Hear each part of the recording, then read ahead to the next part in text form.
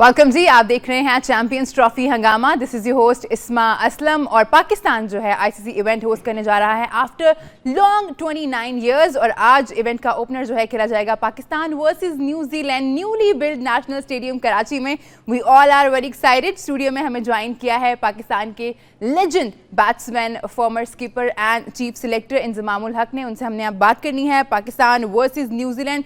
It's going to be a big one, क्योंकि पाकिस्तान की अगर हम परफॉर्मेंस देखें न्यूजीलैंड के अगेंस्ट लास्ट 2 मैचेस में, तो वो कुछ अच्छी कारकर्दगी नहीं दिखा पाए हैं, या ये कहना चाहिए कि रिजल्ट पाकिस्तान टीम के हक में नहीं रहा है। और आज क्योंकि ओपनर है और पाकिस्तान टीम का पहला मैच है चैंपियंस ट्रॉफी में, तो अच्छी स्टार्ट हम एक्सपेक्ट कर रहे हैं टीम पाकिस्तान से। इंजी भाई, thank you so much for joining us. आज बड़ा दिन पाकिस्तान क्रिकेट के लिए, आईसीसी इवेंट हम लोग होस्ट करने जा रहे हैं 29 इयर्स के बाद। खुशी का माहौल है, फैंस बहुत एक्साइटेड हैं। आप कितने एक्साइटेड हैं? नहीं, बहुत ज़्यादा। और आज जीत तो हमारी है, क्योंकि जी जिस टाइम पहला बॉल गिरेगा आज तो हम जीत जाएंगे। क्योंकि जी 29 साल के बाद है ना, जो ये चैंपियंस ट्रॉफी हो रही है, आईसीसी का कोई भी टूर्नामेंट हो रहा है, तो ये हमने ना बड़ा लंबा सफ़र तय किया है इस चीज़ के लिए।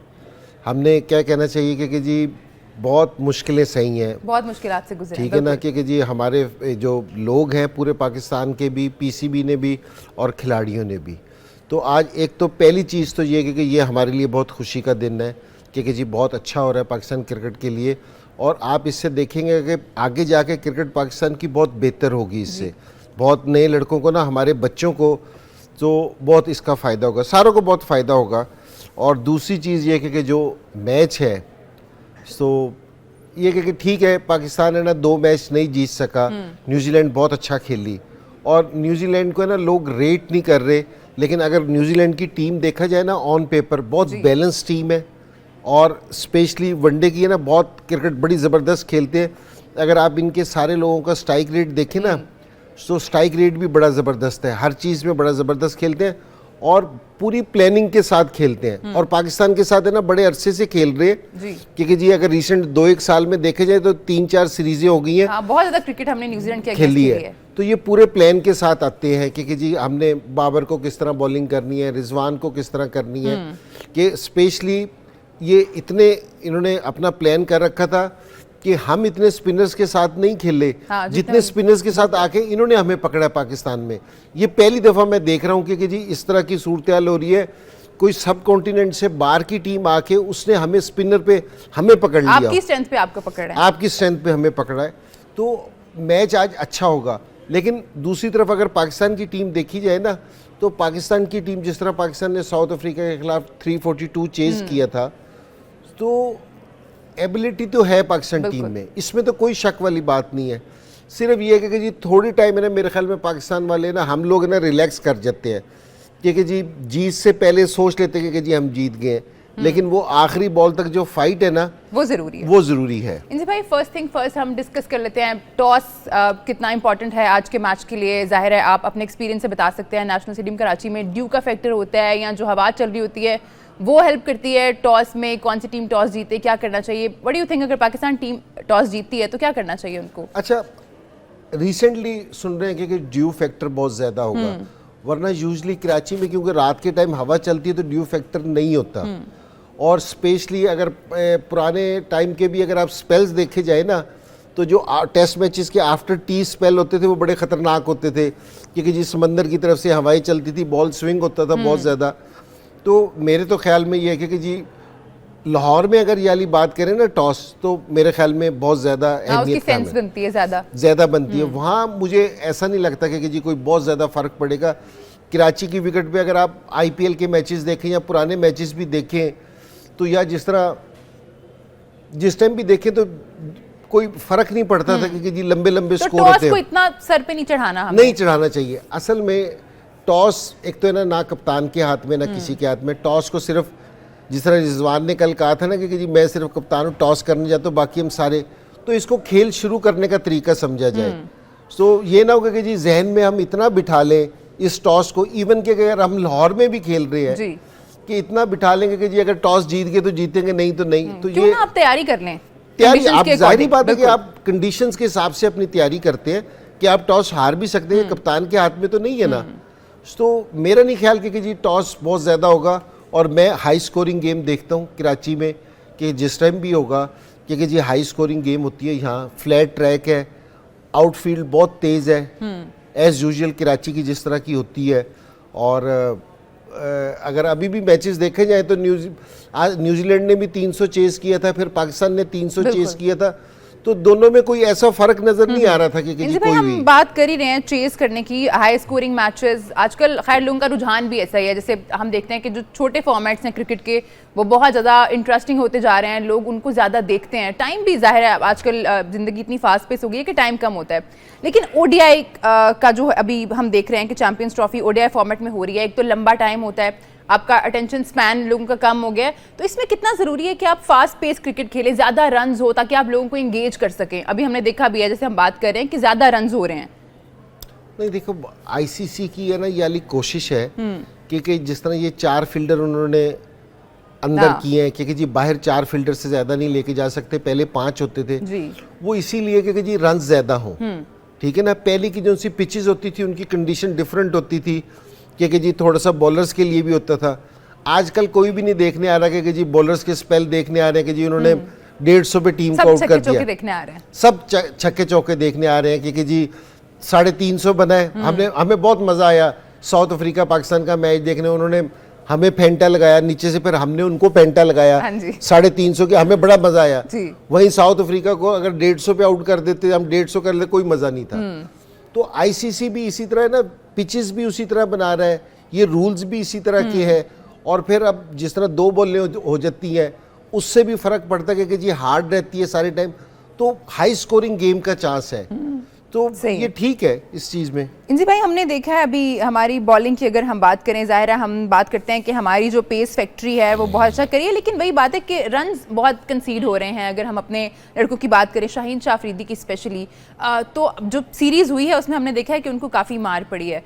अब क्या लगता है इससे कोई फ़र्क पड़ता है मोरल पे, या आप क्या सजेस्ट करना चाहेंगे शाहीन को कि ये कर लो तो शायद बेहतर हो जाए थोड़ा? देखिए, शाहीन बड़ा ज़बरदस्त बॉलर है। अच्छा, उसकी जो सारों से ख़ास एबिलिटी है ना, वो विकेट टेकिंग है, क्योंकि जी अगर वो थोड़ा सा स्कोर ज़्यादा देता है ना, लेकिन वो विकेटें भी लेता है, ये उसकी ख़ास चीज़ है। तो अगर वो विकेटें ले रहा है, अगर थोड़ी सी ज़्यादा रन्स भी दे रहे हैं, तो कोई ऐसी बात नहीं है। लेकिन पिछली सीरीज में ये हुआ कि विकेटें भी उसको इतनी नहीं मिली, और लेकिन स्पेशली जो उनका रोल है कि वो अर्ली ऑन आके विकेटें लेते हैं। तो लेकिन जिस कैलिबर का वो बॉलर है ना, और जितनी उसकी हाइट है, और जिस तरह लेफ्ट आर्म है, जिस तरह हम वसीम अकरम को देखते थे, ठीक है ना, तो और जितनी इसकी पेस है, तो मेरा नहीं ख्याल कि जी एंड में भी इसको वो होना चाहिए। तो एक तो थोड़ा ये कि जी आजकल के हिसाब से इसको स्लोअर वन थोड़ा सा सीखना चाहिए, क्योंकि जितनी हाइट है ना, तो मैं एज ए बैट्समैन बता रहा हूँ, क्योंकि मेरे लिए पिक करना उसका मसला हो जाएगा। तो थोड़ी सी ये वाली चीज़ें हैं, और शाहीन को ये अपने जहन में रखना चाहिए, जिस तरह हम बाबर से तवक्को करते हैं ना कि बैटिंग को आपने लीड करना है, तो इसी तरह शाहीन से तवक्को करते कि बॉलिंग को लीड आपने करना है, कि फास्ट बॉलिंग, क्योंकि हम बहुत ज़्यादा स्पिनर्स पे नहीं खेल रहे, फास्ट बॉलर्स पे खेल रहे हैं। तो अगर शाहीन की परफॉर्मेंस अच्छी होगी, तो अगर शाहीन को मार पड़ेगी ना, अगर जिस तरह हम पिछले मैचेस में देख रहे कि शाहीन ने, तो हमें 350 भी हो रहा है। शाहीन का बॉलिंग करना है ना ऊपर से बहुत ज़रूरी है, विकेट्स लेना भी बहुत ज़रूरी है, स्पेशली कि वो आएँ और जो उनका रोल है वो आप ज़रूर प्ले करें। मैं ज़रूर यहाँ पे नसीम की और हारिस रऊफ़ के बारे में भी बात करना चाहूँगी। एक तो अगर अभी क्योंकि ज़ाहिर टॉस नहीं हुआ है, हमें पता नहीं है प्लेइंग 11 क्या है, अगर हारिस रऊफ़ नहीं होते मैच के लिए दस्तयाब, हालांकि कल रिजवान ने बात की है कि वो दस्तयाब हैं, उनकी फ़िटनेस है, 80% फिट हैं वो, और मैच फिटनेस है उनकी, लेकिन अगर वो दस्तयाब नहीं होते, जैसे हम एक स्पिनर भी शॉर्ट हैं, तो लगता है फिर आपको बहुत फ़र्क पड़ने वाला है इस चीज़ से, क्योंकि आपका तो लीड जो कर रहा है, आपके जो लीड पेसर्स हैं उसमें से भी एक चला गया, और आपके पास स्पिनर भी एक कम है। देखिए, बिल्कुल सही कह रही हैं आपके, अगर हमारे मेन बॉलर्स नहीं खेलेंगे ना, तो इधर हमारे पास जीतने का एक ही चांस है कि हमारे पास याली ऑप्शंस हो, क्योंकि विकेट टेकिंग ऑप्शंस हो, ठीक है। अगर हमारे पास विकेट टेकिंग ऑप्शंस होंगी ना, तो हम जीतेंगे। And Haris one of them, Haris one of them, क्योंकि जी ये विकेट टेकिंग बॉलर है, और अगर ये 100% फिट नहीं होता तो इससे फ़र्क पड़ेगा। क्योंकि मैं इसलिए कह रहा हूँ ये वाली बात कि पिचेस फ्लैट है, आउटफील्ड फास्ट है, यहाँ स्कोर कंटेन कराना बहुत मुश्किल है। तो एक ही ऑप्शन है कि आप विकेट्स लें। विकेट्स लें तो आप है ना दूसरों को रोक सकते हैं, इसीलिए कल भी हम बात कर रहे थे कि जो दूसरा स्पिनर्स है ना, हम सलमान आगा से बॉलिंग करा देते हैं, खुशदिल शाह से बॉलिंग कराते हैं, अगर उनकी जगह कोई रेगुलर बॉलर होता, बेशक वो उतने स्कोर देके अगर 2-1 विकेटें ले लेता ना, तो सूरत चेंज हो जाती है। तो यहाँ कोई बहुत ज़्यादा फ़र्क नहीं पड़ता टोटल में कि जी अगर आपने 30-35 रन का फ़र्क डाल दिया कि 350 की बजाय अगर किसी को 300 पे और 310 पे कंटेन कर दिया, तो यही आपकी जीत है। ऐसा नहीं है कि जी आप 2 स्पिनर्स खेलने के बाद कि जी आप उन्हें 50 पे आउट कर देंगे या 150 पे।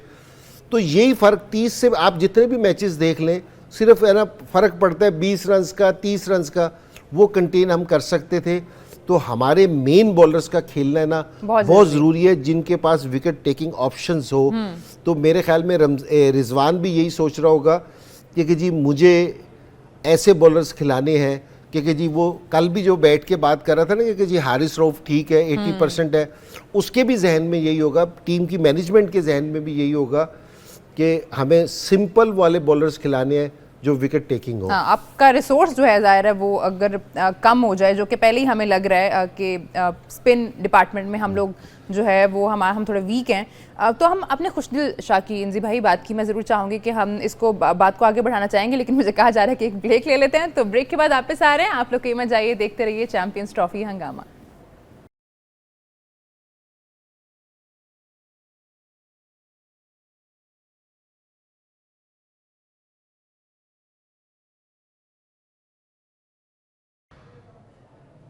वेलकम बैक, आप देख रहे हैं चैंपियंस ट्रॉफी हंगामा। आईसीसी चैंपियंस ट्रॉफी का आगाज आज से नेशनल स्टेडियम कराची में होने जा रहा है और इस इवेंट का ओपनर आज पाकिस्तान वर्सेस न्यूजीलैंड खेला जाएगा। कुछ ही देर रह गई है मैच के शुरू होने में। हम इस वक्त जो है ब्रेक पे जाने से पहले बात कर रहे थे पाकिस्तान की बॉलिंग लाइनअप के बारे में, हमने शाहीन शाह अफरीदी के बारे में बात की, लेकिन अब मैं चाह रही हूँ कि हम बाकी जो हैं नसीम और हारिस, उनके बारे में बात करें।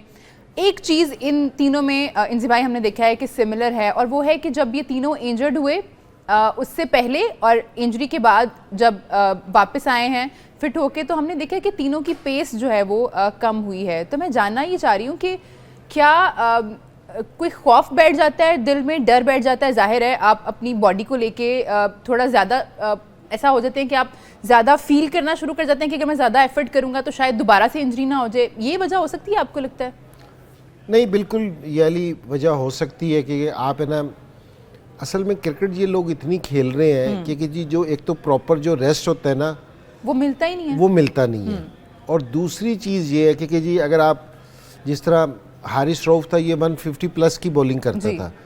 अब मैंने जब से ये इंजरी के बाद वापसी आया तो मैंने नहीं देखा कि इसको इसने 150 प्लस पे बॉलिंग की हो, या शाहीन 145 प्लस पे और नसीम भी इसी उस पे बॉलिंग करता था। अब ये दोनों इस लेवल पे बॉलिंग नहीं करते, दोनों की पेस कम हुई है, दोनों की पेस कम हो गई है।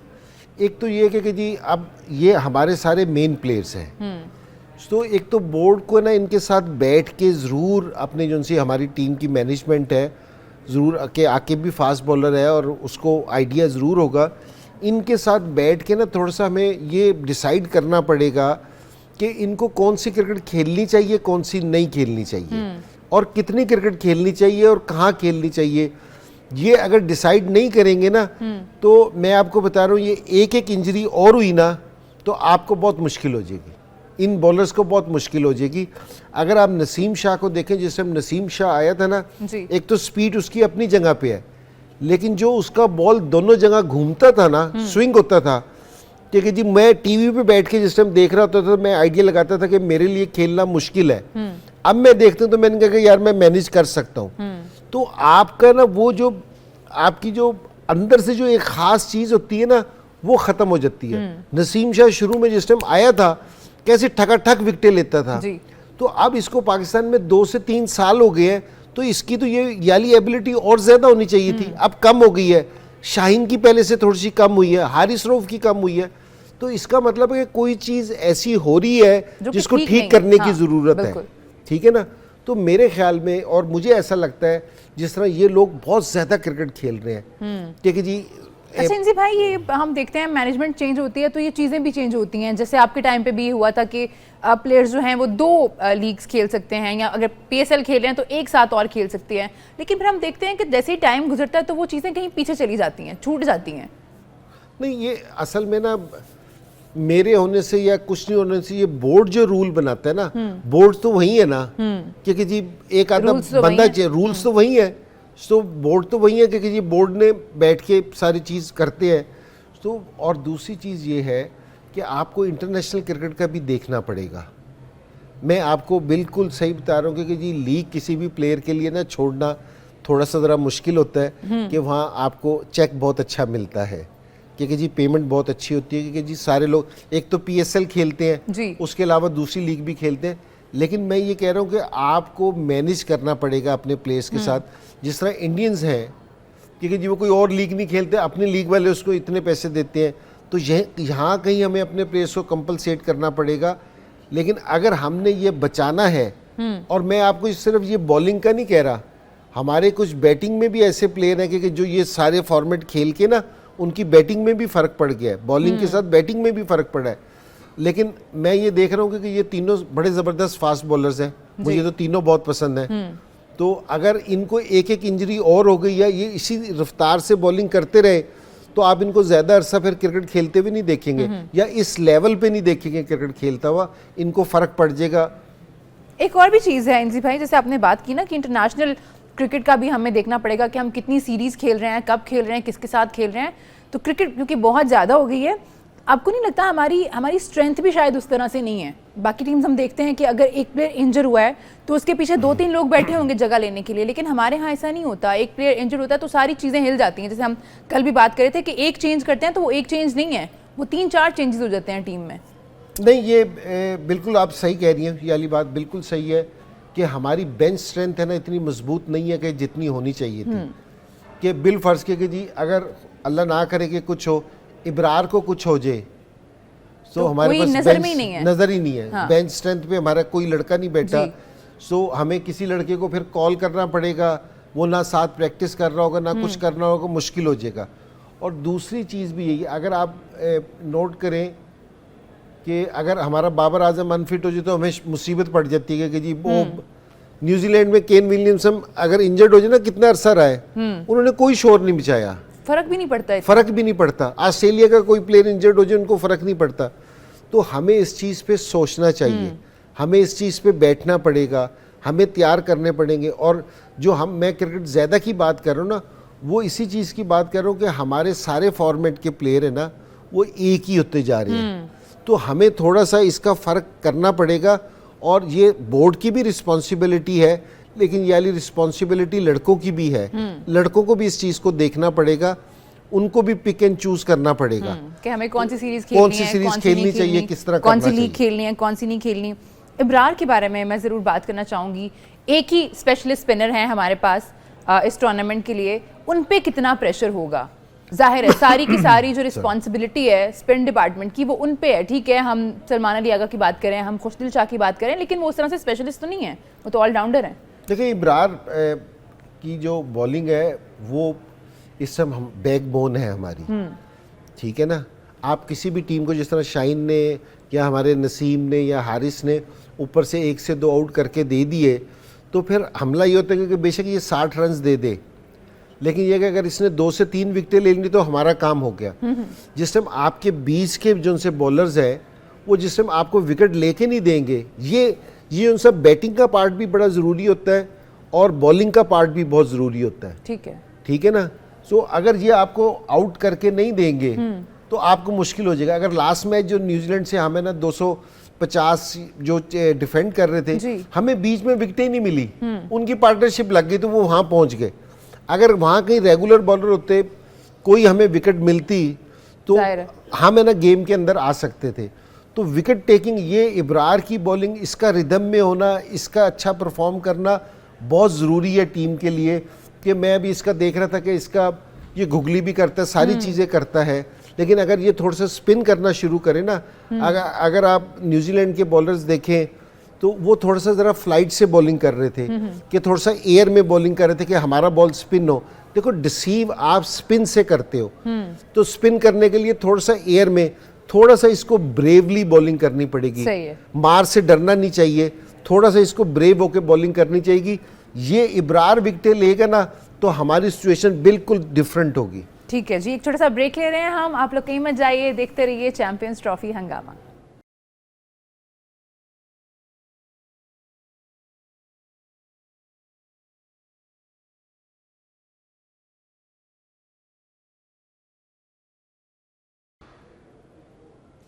वेलकम बैक, आप देख रहे हैं चैंपियंस ट्रॉफी हंगामा। ब्रेक पे जाने से पहले हम पाकिस्तान की बॉलिंग लाइनअप पे बात कर रहे थे।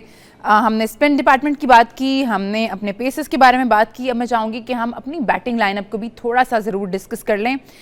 यहाँ पे ओपनिंग का मसला जो है वो एक दफ़ा फिर से शुरू हो गया है। हमने बहुत लंबा अरसा डिस्कस किया था, फिर हमने देखा कि उस ओपनिंग पार्टनरशिप को जो थे दो लोग ओपनर्स उनको चेंज किया गया और अब फिर जो है वही सूरत हाल है एक दफ़ा के फिर बाबर आजम को जो है वो ओपन करने आना पड़ा है। हालांकि अगर हम देखें उनका रिकॉर्ड 1 डाउन तो बहुत अच्छा है। एक और चीज़ मैं यहाँ पे मेंशन करना चाहूँगी इंजी भाई कि बाबर आजम जो हैं रिकॉर्ड्स तो बहुत माशाल्लाह बनाते हैं और अभी भी एक और रिकॉर्ड उनके नाम होने जा रहा है। 1 हाफ सेंचुरी दूर हैं वो इंटरनेशनल हाफ सेंचुरी की 50s करने से। तो उनकी फॉर्म वापस आना कितना ज़रूरी है पाकिस्तान के लिए, ऑल्दो उनका नंबर तो चेंज हुआ है? नहीं, मेन प्लेयर है, वर्ल्ड क्लास प्लेयर है, और अगर बड़े टूर्नामेंट में अगर बड़ा प्लेयर परफॉर्म नहीं करेगा तो जाहिरी बात है कि जी बैटिंग को बहुत मुश्किल होगी। क्योंकि जी साथ वाले ड्रेसिंग रूम में जब मैसेज आएगा देना, जिस तरह न्यूजीलैंड से मैच है, हम केन विलियमसन को आउट करें, एकदम ड्रेसिंग रूम का भी माहौल चेंज हो जाता है, ग्राउंड में बॉलर्स की बॉडी लैंग्वेज चेंज हो जाती है। सेम सूरत बाबर आजम की है, तो मेन प्लेयर है। तो मैं ये इस चीज़ पे कह रहा था, एक आदमी सारे वर्ल्ड रिकॉर्ड 1 नंबर पे बना रहा है। आपको एक आपका ओपनर गया है तो आपको ओपनर की जगह आप ओपनर लेके आ जाए। आपने सारी बैटिंग क्यों शफल की? अब मैं आपको इसलिए कह रहा हूँ कि फ़खर भी काफ़ी अरसे से ओपनिंग नहीं कर रहा था, साउथ शकील भी इस नंबर पे नहीं खेल रहा था। उस वक्त भी बहुत डिस्कशन हुई कि फ़खर क्योंकि ओपनिंग करते हैं तो आपने उनको उनका ऑर्डर इतना नीचे कर दिया और अब आप अचानक से लाके उनको जी 3 साल के बाद आपने उनको दोबारा करा दिया। और साउथ शकील बड़ी ज़बरदस्त परफॉर्मेंस दे रहा था, क्योंकि जी उसका एक नंबर है खेलने का जी, ठीक है ना, क्योंकि जी वो कहाँ आके खेलता है। आपने उसको दूसरे नंबर पे, आपने सारी बैटिंग अपनी शफल कर दी, और वो भी उस टाइम जिस टाइम आप है ना साउथ अफ्रीका से भी जीत के आए हुए थे, आप है ना ऑस्ट्रेलिया से भी जीत के आए हुए थे, आप बेहतरीन वनडे क्रिकेट खेल रहे थे। सिर्फ एक साइम अयूब के बाहर होने से, कि एक लड़के के चेंज होने से सब कुछ चेंज हो गया। आपने सारी चीजें चेंज कर दी। आप साइम की जगह एक रेगुलर ओपनर लेके आते, उसको वहां डालते, बाकी हम अपना बैटिंग ऑर्डर सेम रखते, तो मेरे ख्याल में ज्यादा कन्वीनियंट हो जाता। असल में मैं आपको जो नंबर होता है ना कि आप 5 पे खेल रहे हैं, 5 पे रन्स बनाने का ना तरीकाकार आप अपना मेंटली किसी और तरीके से अपने आप को प्रिपेयर करते हैं, नंबर 3 पे कुछ और है। तो मेरा ये ख्याल है कि जी इनको अब तो ये इस चीज़ पे खेल रहे नहीं जा सकते, लेकिन मेरे ख्याल में यूजली इस तरह करना नहीं चाहिए।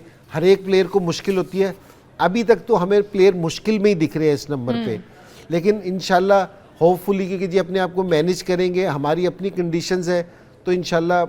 लेकिन बाबर का स्कोर करना, ऊपर से टॉप ऑर्डर, इसके इर्द गिर्द हमारी बैटिंग घूमती है, ये बड़ा ज़रूरी है, बड़ा ज़रूरी है जी। हमें ज्वाइन किया है all the way from England Saqlain Mushtaq साहब ने। Thank you so much for joining us. आपको हमने मिस किया प्रोग्राम के फर्स्ट हाफ में। सकलैन भाई, मैं आपसे जानना चाहूँगी, it's the opener today, Pakistan versus New Zealand, hopes बहुत हाई हैं इस टीम से, क्या कहना चाहेंगे, छोटा सा पैगाम?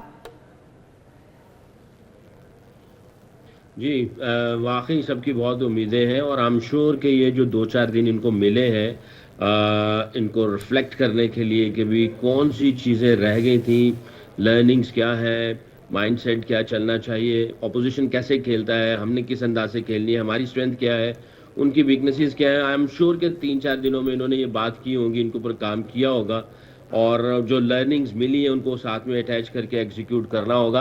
देखें, ये टीम ऐसी है कि किसी भी टीम को पिछाड़ सकती है। ऐसा नहीं है कि हमारी टीम जो है वो बिल्कुल ही जो है वो इस कंपटीशन में न्यूजीलैंड से अगर 2 दफ़ा आ रही है तो इस कंपटीशन में बहुत ही लो इन कॉन्फिडेंस जा रही होगी, क्योंकि हम बहुत एक जज्बाती किस्म की कौम है और हमारा जब कॉन्फिडेंस बहाल होता है तो हमें जो है आप टॉप ऑफ द वर्ल्ड रख सकते हैं।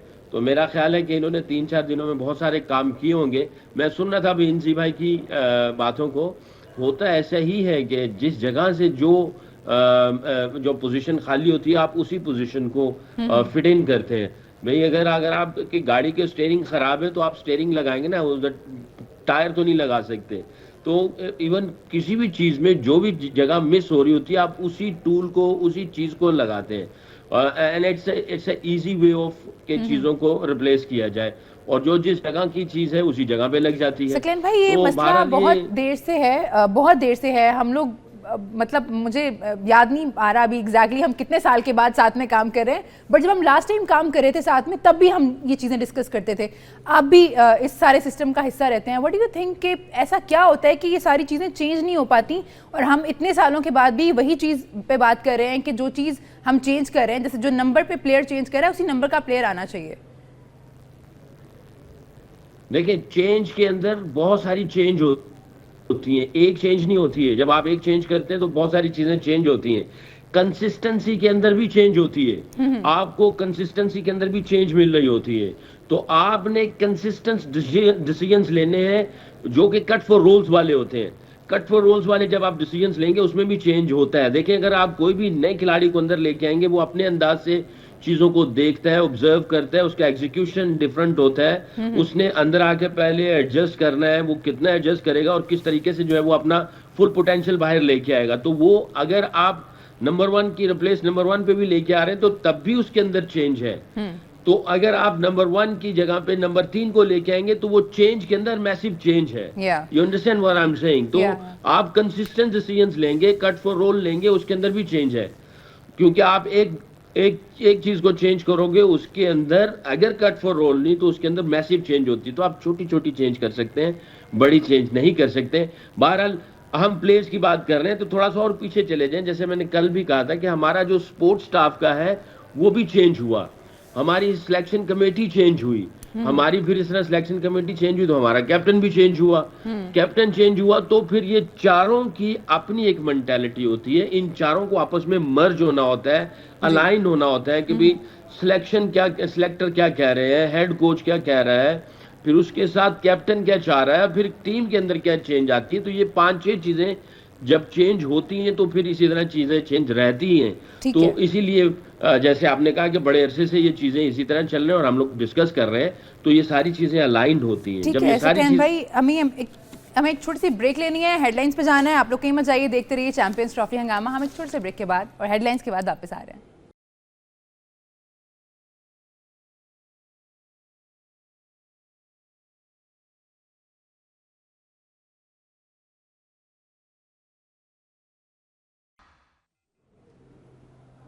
Welcome back. आप देख रहे हैं चैंपियंस ट्रॉफी हंगामा। ब्रेक पे जाने से पहले हमने काफ़ी सारी चीज़ों को डिस्कस किया है। एक चीज़ रह गई थी हमारी बैटिंग ऑर्डर, उस पर हमने जाना है, लेकिन मैं चाह रही हूँ कि हम पहले न्यूजीलैंड को भी डिस्कस कर लें थोड़ा, क्योंकि हमने देखा है बहुत अच्छी क्रिकेट खेल रहे हैं। उनकी जो स्ट्रेंथ है, अगर हम देखें, जैसे हमने बात की थी थोड़ी सी कि स्पिन डिपार्टमेंट में बहुत अच्छा कर रहे हैं। एक धचका ज़रूर लगा है, लोकी फर्ग्यूसन जो हैं वो बाहर हो गए हैं, लेकिन वही बात है कि उनका अगर एक प्लेयर इंजर्ड होता है तो वो सिर्फ एक ही प्लेयर जो है ना वो वाला चेंज आ रहा है, ज्यादा चेंजेस नहीं आ रहे हमारी तरह, हमारी पूरी टीम हिल जाती है। फिर नहीं, ये जिस तरह सकलैन भी वाली बात कर रहा था कि आप अगर ओपनर मिस हुआ है या फास्ट बॉलर अगर कोई गया तो उसको वही रिप्लेसमेंट आ जाए तो मेरे ख्याल में कोई फ़र्क नहीं पड़ता। और ये गेम का हिस्सा है किसी का इंजरी होना, क्योंकि अगर पिछले साउथ अफ्रीका और ऑस्ट्रेलिया में देखा जाए तो साइम अयूब ऐसा प्लेयर था जो मेरा मतलब है जिसने सारों से अच्छा परफॉर्म किया, क्योंकि जो आजकल की मॉडर्न क्रिकेट थी उसने उसके हिसाब से क्रिकेट खेली थी। तो इंजर्ड हो गया, ये भी खेल का हिस्सा है और तो सारी टीमें इसी तरह लेती हैं, हमें भी इसी तरह लेना चाहिए। लेकिन ये न्यूजीलैंड वाले हैं ना, ये इंडिविजुअल पे नहीं करते कि जी इनके सारा बैटिंग का इन्हिसार केन विलियमसन पे, ऐसा नहीं है। ये एज ए टीम खेल रहे होते हैं। अगर आप इनकी पिछली परफॉर्मेंस भी देखी जाए ना तो ये एज ए टीम खेलते हैं। और अच्छा, दूसरी चीज़ जो इन्होंने फ़र्क डाला है ना, अगर जिस तरह इन्होंने साउथ अफ्रीका के खिलाफ भी स्कोर चेज किया, इन्होंने 5 से 6 ओवर पहले ख़त्म कर दिया। ये अपने जिस रिदम में खेलते ना, ये ज़रूरी नहीं करते कि जी हमने वो, हालांकि 304 रन चेज किए थे, कि ये ज़रूरी नहीं है कि हम 50वें ओवर में ही करेंगे, ये अपने उसी पेस से खेलते हैं। तो ये क्रिकेट थोड़ी सी चेंज हुई है इनकी। और ये जो बॉलर्स है ना, ये इनकी जो बॉलर्स है, अगर आप इनकी प्लानिंग का हिस्सा देखें कि ये पाकिस्तान आए ना, तो पाकिस्तान आके ये अपने स्पिनर्स को लेके आए। इन्होंने स्पिनर्स के साथ है ना अपनी बॉलिंग करनी शुरू की, क्योंकि जी सारे बॉलर्स 3 स्पिनर्स के साथ इन्होंने बॉलिंग की है अपने अभी तक कि जी हाँ हम स्पिनर्स के साथ वो करेंगे। तो ये बड़े प्लान के साथ खेलते हैं और इनके पास सारों का प्लान होता है। तो और टीम इस टाइम इनकी मजबूत दिख रही है। और सारों से ख़ास बात है ना, जिस टाइम आप किसी इवेंट में इंटर होते हैं ना जी, तो अगर आपके प्लेयर इन फॉर्म होना ये बड़ा ज़रूरी है। और अभी हमने जो ट्राई नेशन सीरीज़ थी उसमें देखा इनके सारे प्लेयर है ना इन फॉर्म थे कि जी ये स्कोर कर रहे थे, बॉलर्स अपनी बॉलिंग अच्छी कर रहे थे, सब लोग अपना रोल प्ले कर रहे हैं, तो ये इनकी टीम का खासा है मेरे ख्याल। सकलैन भाई, हम अगर देखें जो हम चेंज की बात कर रहे थे ब्रेक पे जाने से पहले, हमने देखा कि रचिन जो थे उनको इंजरी हुई, हेड इंजरी, लेकिन टीम पे उस तरह से फ़र्क नहीं पड़ा क्योंकि विल यंग थे, उन्होंने उस रोल को बड़े अच्छी तरह से निभाया। तो टीम तो बहुत स्ट्रांग है न्यूजीलैंड की। जी बिल्कुल।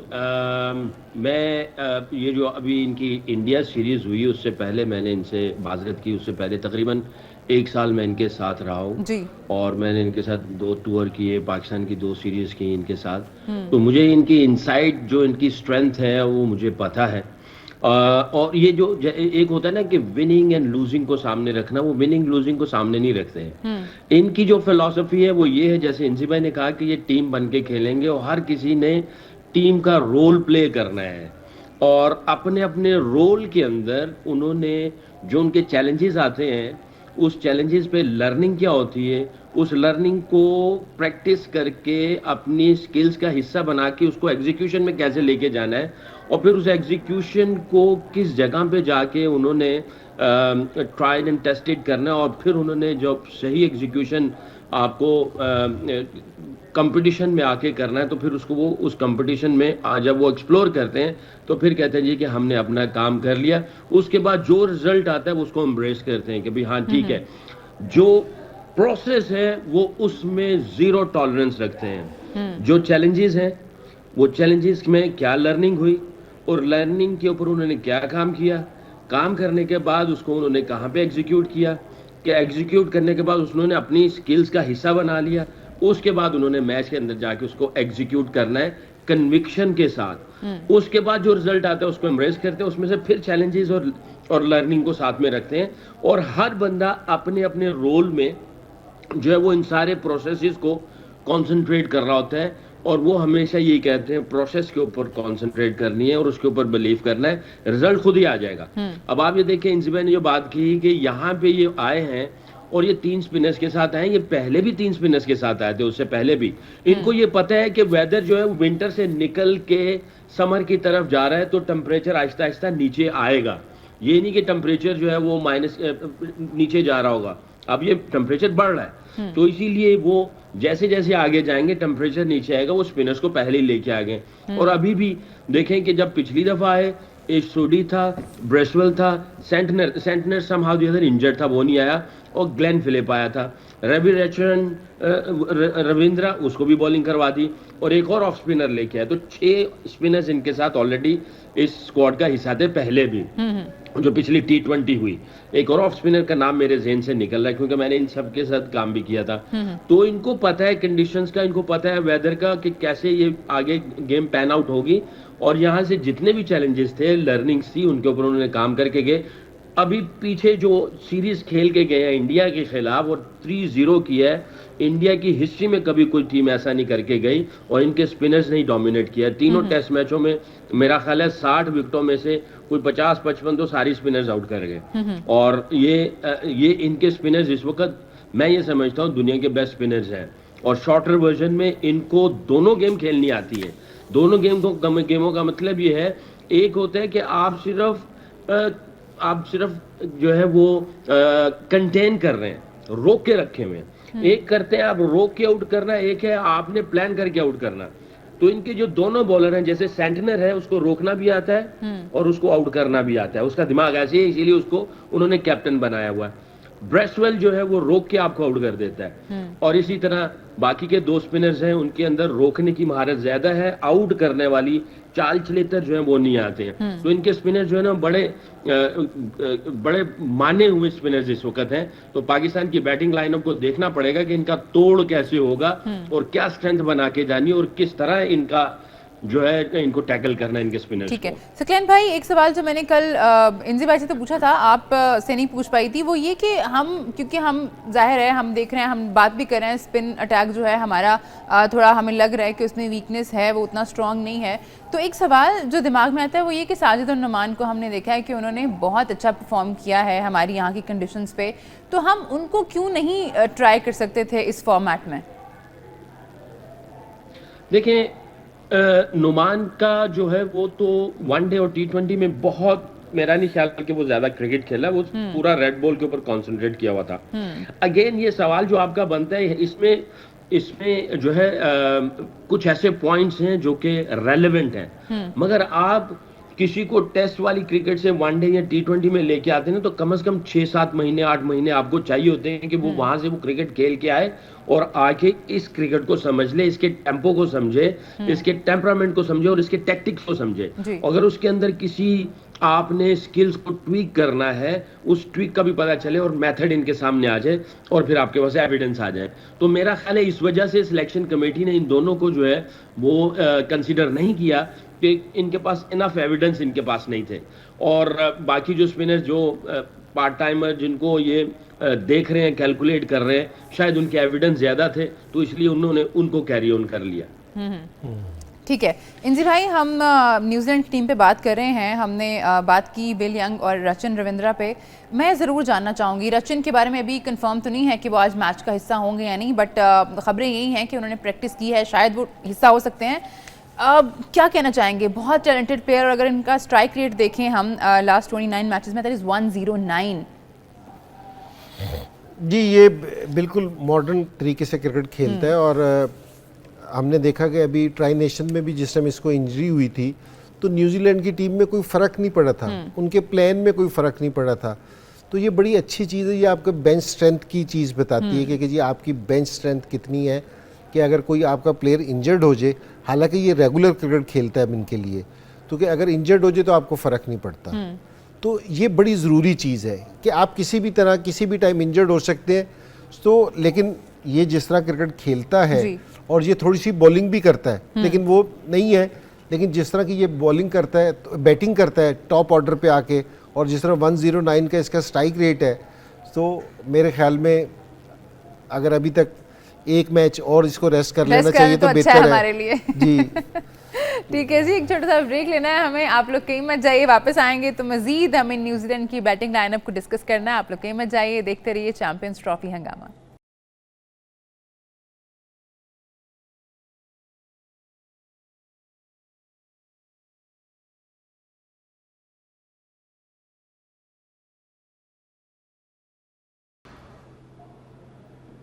वेलकम बैक, आप देख रहे हैं चैंपियंस ट्रॉफी हंगामा। हम बात कर रहे हैं न्यूजीलैंड की बैटिंग लाइनअप पे। टॉस होने वाला है, बस 5 मिनट ही बाकी हैं। पिच रिपोर्ट भी आ चुकी है। पिच रिपोर्ट में यही कहा जा रहा है कि बहुत ही अच्छी पिच है टू बैट ऑन। देखते हैं जी कौन सी टीम टॉस जीती है और फिर क्या डिसाइड किया जाता है। लेकिन मैं चाहूँगी यहाँ पे हम ज़रूर हमने डिस्कस किया रचिन रविंद्रा को और विल यंग को। सकलैन भाई, आपने जैसे बताया कि आपने काफ़ी काम भी किया है हाल ही में न्यूजीलैंड के साथ, और आपको उनकी स्ट्रेंथ का बहुत अच्छे तरीके से पता है और उनका जो प्रोसेस है खेलने का and how they take up the challenges. मैं ज़रूर जानना चाहूँगी डेविन कॉनवे की, अगर हम बात करें तो अच्छी फॉर्म में भी हैं। उनका अगर हम स्ट्राइक रेट देखें लास्ट 34 इनिंग्स में, दैट इज़ 88.65, और एवरेज भी उनकी अच्छी है। लेकिन हमने एक चीज़ देखी है कि जब भी नसीम शाह बॉल करते हैं तो थोड़ा उनको प्रॉब्लम होती है। जी बिल्कुल, नसीम शाह जो है अर्ली ऑन जैसे शाहीन प्रॉब्लम क्रिएट करता है, उसी तरह नसीम शाह भी प्रॉब्लम क्रिएट करता है। मैं जब पाकिस्तान टीम के साथ हेड कोच था, हम लोग वर्ल्ड कप से पहले एक हमारी ट्राई सीरीज वहाँ पे हुई थी, न्यूजीलैंड बांग्लादेश पाकिस्तान थी, तो वैसे T20 की। तो कॉनवे जो था वहाँ पे उनका मेन प्लेयर था उस वक्त और बहुत अच्छी परफॉर्मेंस दे रहा था। उसके बाद जाहिर है सर्कमस्टांसेस चेंज हुए, तो मैं फिर न्यूजीलैंड के ड्रेसिंग रूम में आ गया और कॉनवे की बात चल रही थी। तो जो मज़े की बात थी वो ये थी कि जिसका जो अंदाज है उसको उसी अंदाज पे ही रखते हैं कि भाई अगर उसने खुला खेलना है और नसीम शाह है, उसका गेंद स्विंग हो रहा है, अच्छे एरिया में गेंद कर रहा है, और अगर वो डोमिनेटिंग उसकी गेम है, तो उसको ये नहीं कहा जाता कि तुमने अपनी डोमिनेटिंग चेंज को, अपनी स्ट्रेंथ को चेंज करके कोई नई चीज लेके आनी है। उसी में ही तुमने जो है वो अपना हल निकालना है और उसी हल के अंदर ही आपने अपनी एग्जीक्यूशन करनी है। तो मेरा ख्याल है कि दोनों की आपस में जब बैटल होगी तो मुझे इस पे 100% यकीन है कि कॉनवे जो है वो अपनी ही स्ट्रेंथ पे जाएगा और वो ये नहीं है कि वो बहुत ज़्यादा रिस्पेक्ट देना शुरू कर देगा नसीम शाह को। तो नसीम शाह को ये चीज़ देखनी पड़ेगी कि उसने अपनी स्ट्रेंथ पे रहना है, तो क्या आया इसको अपनी स्ट्रेंथ को चेंज करना है, जो कि इसको नहीं करना चाहिए, इसको अपनी ही स्ट्रेंथ पे रहना चाहिए। तो कॉनवे अगर उसके खिलाफ स्ट्रगल भी करता है तो अपनी वो स्ट्रेंथ नहीं छोड़ने वाला, वो अपनी स्ट्रेंथ पे ही खेलेगा और अगर ये उसके आर्क में गेंद देगा, उसके एरिया में गेंद देगा तो वो उसको पनिश जरूर करेगा क्योंकि is not going to change his own strength और हिज ओन गेम। जी भाई रिकॉर्ड तो अच्छा है। कॉनवे पे अगर बात करूं ना जी, तो इसने अभी सिर्फ 34 मैच खेले हैं और 500 हैं इसके। तो इसकी जो सारों से बड़ी क्वालिटी है ना वो ये है कि जिस टाइम ये सेट हो जाते हैं ना 500 है 450 है तो ये फिर लंबी इनिंग्स खेलने की कोशिश करता है। तो वरना ये कि जी ये शुरू में जिस तरह अभी नसीम शाह ने ना पकड़ा जाए तो पकड़ा जाए, लेकिन अगर ये सेट हो जाए तो फिर ये बड़े स्कोर की तरफ जाता है, जो शुरू में हम बाबर से भी तवक्को करते हैं। बाबर जिस तरह खेलता है अगर सेट हो जाए, जो आजकल उसको प्रॉब्लम हो रही है, वरना ये भी उसी तरह ही खेलता है। और ये न्यूजीलैंड के प्लेयर्स ने ना बहुत अपने आप में अंदर चीज़ डेवलप की है। जिस तरह ये हम रचिन की बात कर रहे थे ना जी, उसका भी यही है कि जिस टाइम सेट हो जाते हैं ना, अभी उसने भी 300 का रखे हैं 20 से 25 मैचेस में। तो ये जिस टाइम सेट हो जाते हैं ना तो ये लंबी इनिंग्स खेलते हैं, फिर ये वाली अपॉर्चुनिटी को ना मिस नहीं करते। तो इसमें भी यही, कॉनवे में भी यही बड़ी क्वालिटी है। तो भाई हम कर रहे हैं, मैं ज़रूर आपका पॉइंट ऑफ व्यू लेना चाहूँगी। हम बात करें डेविन कॉनवे की, हम बात करें रचिन की कि किस तरह से वो जब सेट हो जाते हैं तो बड़ा अच्छा जो है वो फिनिश करते हैं। हम देखते हैं कि उनके रिकॉर्ड्स भी कम इनिंग्स हैं लेकिन रिकॉर्ड्स उनके बहुत अच्छे हैं। हम ये चीज़ मिस कर रहे हैं बाबर में। जैसे अभी हम कल बात कर रहे थे कि 21 इनिंग्स हो गई हैं और उनका अभी तक कोई सेंचुरी नहीं आई है उनकी तरफ से, और ऐसा भी नहीं है कि वो बहुत जल्दी आउट हो रहे हैं। हम देख रहे हैं कि वो 30s में जाते हैं, 40s में जाते हैं, बट फिर जब कैपिटलाइज करना है तो वहाँ नहीं कर पाते। तो आप क्या सजेस्ट करना चाहेंगे, क्या चेंज करना चाहिए बाबर को कि वो जब सेट हो रहे हैं तो उसको कैपिटलाइज तो करें फिर उस इनिंग को? देखिए अनफॉर्चुनेट है कि मैं, अगर लोग कहें ना कि बाबर आउट ऑफ फॉर्म है तो मैं इस चीज़ से वैसे एग्री नहीं हूँ कि जी वो आउट ऑफ फॉर्म है। क्योंकि अगर लास्ट मैच भी जो उस पर वो 29 उसने किया था, बहुत अच्छा खेल रहा था कि जिस तरह वो कवर अपना खेलता है, ऑन ड्राइव खेलता है, सब कुछ उसका लग रहा था। तो मेरा ये ख्याल है कि जी न्यूजीलैंड वालों ने ना उसको प्लान कर रखा है कि जी हमने स्लोअर वन इसको लेके आना है, अंदर लेके आना है या अंदर लेके आना है। तो दूसरी टीमें ना प्लान करती हैं क्योंकि जिस समय आप टीम के मेन प्लेयर होते हो ना, तो उनकी अगर 1 घंटे की मीटिंग हुई है ना तो मेरे ख्याल में पहले 40 मिनट की मीटिंग है ना वो बाबर पे करते थे कि इसको हमने किस तरह पकड़ना है। तो उन्होंने इसका पूरा प्लान कर रखा है। तो इतना बड़ा प्लेयर है और ये आउट ऑफ फॉर्म होने की नहीं है कि जी आप 1 साल से आउट ऑफ फॉर्म है कि जी या आप 20-20 21-21 इनिंग्स से आउट ऑफ फॉर्म है, इस तरह नहीं होता। तो और आप स्कोर भी कर रहे हैं, 30-35 कर रहे हैं। पिछली 21 इनिंग्सों में 2 दफ़ा मेरे ख्याल में ऐसा है कि जो वो 10 से नीचे पे आउट हुआ है, बाकी सारा उसने स्कोर किया जी। तो ये आउट ऑफ फॉर्म नहीं है। ये थोड़ा सा बाबर को है ना अपनी मेंटली टफ होना पड़ेगा और थोड़ा सा ये कि जिस तरह स्कोर बढ़ेगा ना जी, तो आपको है ना उस तरह और ज़्यादा फोकस करना पड़ेगा। कहीं आपके माइंड में आप है ना थोड़ा सा रिलैक्स हो जाते हो। जिस तरह मैंने एक दफ़ा ना सचिन से पूछा, मैंने कहा कि यार ये जिम्बाब्वे आती है, बांग्लादेश आती है, तो मेरे से स्कोर नहीं होता ऐसा। तो उसने कहा कि जिस तरह बड़ा स्कोर और खेलने जाओ ना, इनके खिलाफ ज़्यादा फोकस करना चाहिए क्योंकि ये वाली अपॉर्चुनिटी मुझे मिस नहीं करनी चाहिए क्योंकि जी आपका फोकस दूसरी टीमों के निस्बत ज़्यादा इस पे होना चाहिए। तो बाबर का ये है कि जिस टाइम ये 20-25 कर ले, इसका फोकस का लेवल है ना और ज़्यादा बढ़ जाना चाहिए क्योंकि जी मैंने बड़ा स्कोर करना है। जितना ज़्यादा, तो मेरे ख्याल में कहीं ये रिलैक्स हो जाता है जिससे दूसरी टीम है ना फ़ायदा उठा लेती है। या उन्होंने इस पर काम कर रखा है कि इसको किस एरिए में हमने बॉलिंग करनी है, किस एरिए से हमने इसको पकड़ना है। लेकिन होपफुली मुझे लगता है कि आज ये निकल जाएगा। इंशाल्लाह हमें उम्मीद है कि आज जो है ना वो निकल जाएंगे, वो जहाँ फंसे हुए हैं एक सर्कल में। सकलन भाई, मैं आपकी तरफ आना चाहूँगी और मुझे लगता है आपसे बेहतर तो इस चीज़ का कोई जवाब भी नहीं दे पाएगा। हमने देखा है बाबर बहुत स्ट्रगल कर रहे हैं स्पिनर्स पे। वही बात है कि जब इनिंग थोड़ी सी बिल्ड कर लेते हैं उसको कैपिटलाइज नहीं कर पाते। हम देखते हैं कि बहुत दफ़ा तो वो स्पिनर्स के अगेंस्ट आउट हो रहे हैं। क्या सजेस्ट करना चाहेंगे आप बाबर को, क्योंकि बहुत बातें हो गई हैं इस बारे में कि स्पिनर्स जो है ना वो प्रॉब्लम्स क्रिएट कर रहे हैं बाबर के लिए? लेकिन जितना मैंने बाबूकर देखा है, इसने ये अनफॉर्चुनेटली ऐसी चीज है कि वो स्पिनर्स पे आउट हो गया, जिसकी वजह से चीजें हाईलाइट हो गई हैं। जी। बांग्लादेश में इसने परफॉर्मेंस दिया जहां पे बिल्कुल टर्निंग ट्रैक था। श्रीलंका में इसने परफॉर्मेंस की, जब मैं हेड कोच था, टेस्ट मैचेस थे, जयसूर्या आउट पे आउट करे चले जा रहा था, वहां भी इसने आउटस्टैंडिंग किस्म की इनिंग्स खेली। हाँ, बड़े 100 नहीं किए, बट 80 90 यहाँ वहां करता रहा। जी, खबर ये है कि नेशनल स्टेडियम कराची में रिजवान ने टॉस जीत लिया है और उन्होंने इलेक्ट किया है फील्डिंग करना। पहले एक चेंज है जी, हारिस रऊफ वापस आए हैं, फहीम अशरफ जो है वो टीम का हिस्सा नहीं होंगे। हमें इस पर बात करनी है, लेकिन अभी हमें लेना एक छोटा सा ब्रेक। आप लोग मजा आइए, देखते रहिए चैंपियंस ट्रॉफी हंगामा।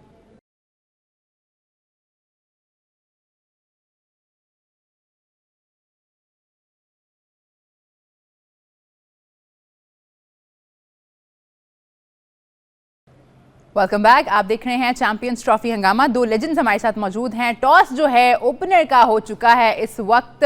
पाकिस्तान ने टॉस जीता है और फील्डिंग करेंगे। रिजवान का कहना है कि उनको लग रहा है कि ड्यू फैक्टर जो है वो हो सकता है, इसलिए उन्होंने जो है पहले फील्डिंग के लिए ऑप्ट किया है। एक अच्छी खबर है पाकिस्तान के लिए, हारिस रऊफ जो है वो टीम का हिस्सा होंगे। हम काफ़ी कंसर्न थे इस चीज़ को लेकर। सकलैन भाई, ये तो अच्छी खबर है कि हारिस रऊफ जो है वो टीम का हिस्सा है, बिकॉज हम पहले ही लैक कर रहे थे स्पिन अटैक में। अगर हारिस नहीं होते तो हम उनको भी बहुत बुरी तरह से मिस करते। But it's a good sign कि हमारी टीम जो है अब कदरे बैलेंस है।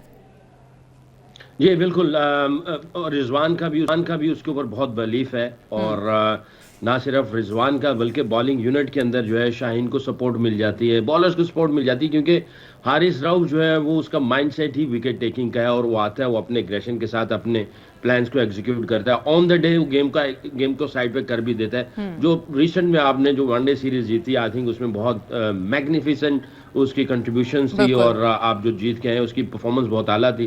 तो आई थिंक सबका बिलीव भी उसके ऊपर है। It's a good news for Pakistan. Inzi भाई, आपसे जानना चाहूंगी, आपने कहा था कि रचिन अगर आज के मैच में भी नहीं हो तो अच्छा है, तो अच्छी खबर यह है कि वो आज के मैच में नहीं है। नहीं, ये भी अच्छी खबर है। किसी कोई प्लेयर ना खेल रहा हो तो खैर वो नहीं है, लेकिन हारिस रऊफ खेल रहा है, ये अच्छी खबर है क्योंकि जी पाकिस्तान के लिए। और पाकिस्तान मेरे ख्याल में इंशाल्लाह मैच के बाद भी हम कह रहे हो कि गुड टॉस टू विन। वो इसलिए क्योंकि जी एक तो जिस तरह रिजवान ने जिक्र किया कि जी ड्यू है कि जी बाद में ज़रा बॉलिंग करना ज़रा मुश्किल हो जाएगा। दूसरी चीज़ ये कि पाकिस्तान की जो उनकी स्ट्रेंथ है ना, वो इस टाइम बैटिंग है, क्योंकि ये 7वें से 8वें नंबर तक बैटिंग के साथ हैं। तो ये दोनों चीज़ें हमें फेवर करती हैं, क्योंकि जिस टाइम हम बाद में बैटिंग करेंगे, क्योंकि मैंने कल भी ये कहा था कि हमें ऐसा लग रहा है कि जिस तरह पाकिस्तान बैटिंग के ज़रिए मैच जीतना चाह रहा है, तो ये बड़ी अच्छी चीज़ है कि जी पाकिस्तान ड्यू भी बाद में पड़ेगी और पाकिस्तान बाद में बैटिंग भी कर रहा होगा। तो ये अच्छा हारिस का होना, इंसी भाई, जैसे लोग बात करें कि इट्स बैटिंग पैराडाइज, हमें रन्स तो यहाँ मिलेंगे ही देखने को। What do you expect from Haris and Shaheen early on के आए विकेट लें? बिकॉज अगर ज़्यादा रन्स हुए तो फिर भी भले हम अपनी बैटिंग को यहाँ पे स्ट्रेंथ मान रहे हैं, लेकिन मुश्किल फिर भी हो सकती है हमारे लिए अगर रन्स बहुत ज़्यादा हो तो। अच्छा देखिए, ये अभी जिस तरह सकलैन ने भी कहा था ना कि हारिस रऊफ अपना प्लान करता है कि जी मैंने विकेटें किस तरह लेनी है।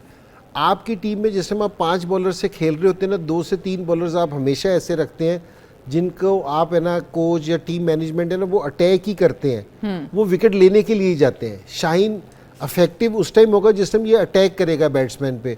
हारिस रऊफ अगर डिफेंड पे चला गया ना तो इतना लीथल नहीं होगा, क्योंकि जी इनका काम ही यही है कि जी विकेट लेना, क्योंकि जी ये अटैक करेंगे। जो बाकी जो दूसरे बॉलर्स हैं वो डिफेंड पे जाएंगे कि जी वो स्कोर कंटेन कर रहे होंगे, लेकिन कुछ बॉलर्स ये कि अगर आप हमला नहीं करेंगे दूसरी टीम पे, ये जितनी फ्लैट विकेट है, जिस तरह अभी उन्होंने रिव्यू में बताया है, जितनी फ्लैट विकेट है, तो आप है ना अगर बैट्समैन सेट हो गए ना, अगर आपने हमला ना किया तो फिर आप स्कोर नहीं रुकवा सकते इतनी फ्लैट विकेट पे, फास्ट आउटफील्ड पे।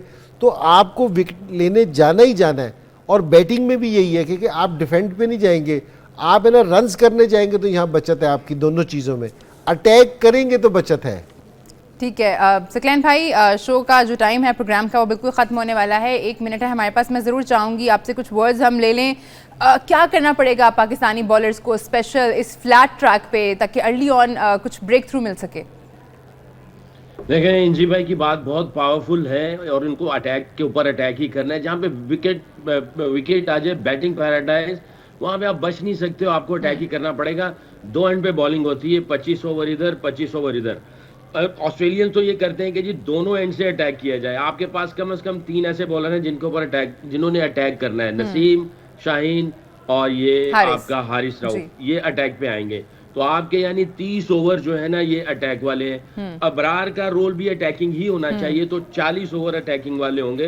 तो दोनों एंड्स पे अप्रोक्सीमेटली 80% आप अटैक पे चल रहे होंगे। सलमान अली आगा साथ में अगर दूसरा खुशदिल शाह स्पिनर है, मेरे सामने 11 आए नहीं है, तो ये मेरा ख्याल है थोड़ा सा डिफेंसिव चल रहे होंगे। ये उनको थोड़ा सा रन्स को ड्राइव करेंगे और आपने अप्रोक्सीमेटली 40 ओवर जो है ना वो अटैकिंग क्रिकेट खेलनी है। ठीक है। कैप्टन का माइंडसेट अटैकिंग होगा, बॉलर्स का माइंडसेट अटैकिंग होगा, और आपके टैक्टिक्स जो हैं वो एविडेंस देंगे कि आप अटैकिंग क्रिकेट खेलने हैं, तब जाके आपको गेम को कंट्रोल करना पड़ेगा। अगर भाग दौड़ शुरू हो गई, बचना बचाना शुरू हो गया, तो समझ लीजिएगा कि न्यूजीलैंड आपको कंट्रोल कर रही है। ठीक है जी, हमारे दोनों लेजेंड्स को लगता है कि अगर आपको अर्ली ऑन ब्रेक थ्रू चाहिए आपके, तो उसके लिए आपको अटैक करना होगा। We wish you good luck team Pakistan. बहुत बड़ा दिन आज पाकिस्तान क्रिकेट के लिए। 29 बरस के बाद आईसीसी इवेंट जो है उसकी शुरुआत होने जा रही है। नेशनल स्टेडियम कराची में हम होस्ट कर रहे हैं। वी वेरी एक्साइटेड और कौम की दुआएं जो हैं वो टीम पाकिस्तान के साथ हैं। इंशाल्लाह जब हम आपसे दोबारा मुलाकात करेंगे रात 11 बजे, तो आई होप, मेरी उम्मीद है कि हम बहुत ऐसे ही खुश आपसे मुलाकात कर रहे होंगे और पाकिस्तान टीम की परफॉर्मेंस की तारीफ कर रहे होंगे। आप लोग कहीं मत जाइए, देखते रहिए सिटी न्यूज़ नेटवर्क। हमारी आपसे मुलाकात होगी रात 11 बजे। तब तक के लिए अपना बहुत ख्याल रखिए। अल्लाह हाफिज़।